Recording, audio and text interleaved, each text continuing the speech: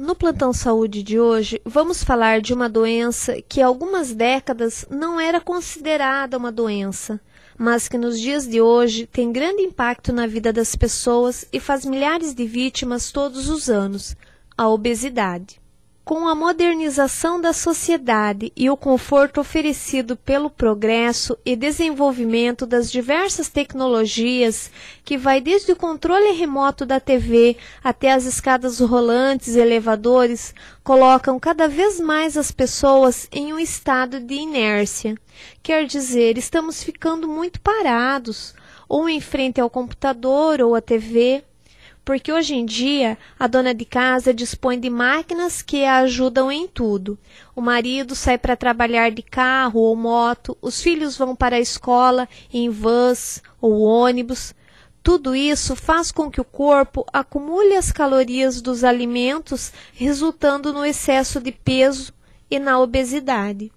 A grande verdade é que a sociedade não está preparada para as comodidades da vida moderna. A obesidade é considerada hoje uma doença crônica que provoca ou acelera o desenvolvimento de muitas outras doenças e que causa morte precoce. A obesidade acomete uma grande proporção de pessoas. No Brasil, 40% da população adulta tem excesso de peso. Calcula-se hoje que 300.000 pessoas nos Estados Unidos morrem por ano precocemente devido à obesidade.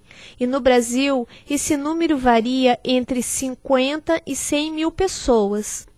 Há ainda muita desinformação a respeito da obesidade, sendo que durante muitos anos ela era associada à autoindulgência ou a distúrbios psíquicos do indivíduo por ela cometido.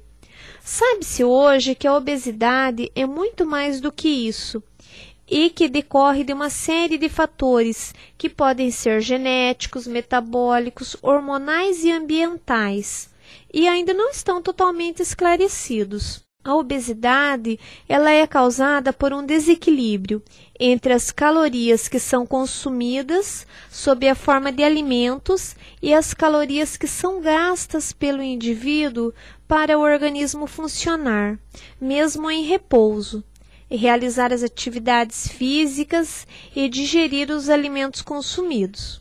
O excesso de calorias é depositado no organismo. Boa parte desse depósito acaba sendo feito mesmo sob a forma de gordura, e quanto mais se deposita, mais obeso é o indivíduo.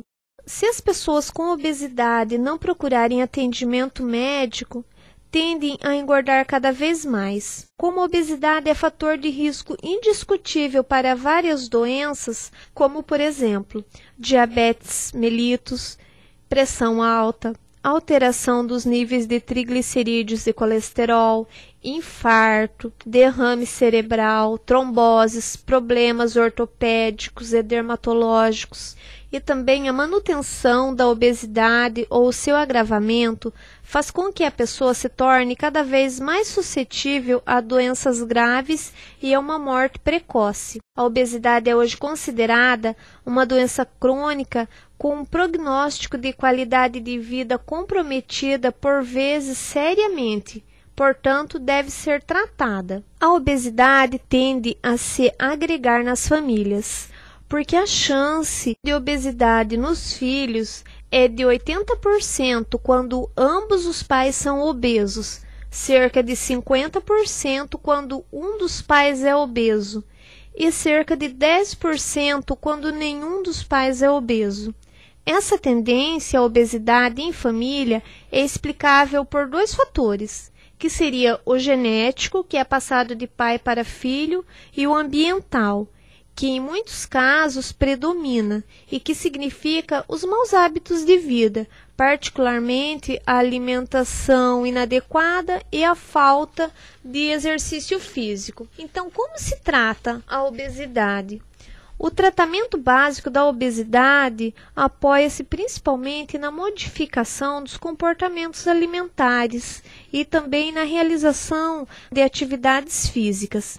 A alimentação diária deve variar de um indivíduo para outro, de acordo com seus costumes, gostos e estilo de vida. A dieta não significa deixar de comer tudo que a pessoa gosta, mas comer em menor quantidade e menos vezes por semana, como, por exemplo, comer macarrão apenas no domingo, diminuir a quantidade de bebida alcoólica, que apesar de não parecer é bem calórica, substituir o pudim ou bolo por uma salada de frutas. Muitas pessoas podem pensar que essa mudança no cardápio vai pesar mais no bolso, mas não é bem assim, porque as vantagens são tantas que com certeza vale a pena. Recomenda-se ingerir frutas e verduras e alimentos ricos em fibras, como alimentos integrais, optando sempre pelas frutas e verduras da época que são mais baratos e saudáveis e com menos uso de inseticidas. Evidentemente, para se obter uma perda de peso,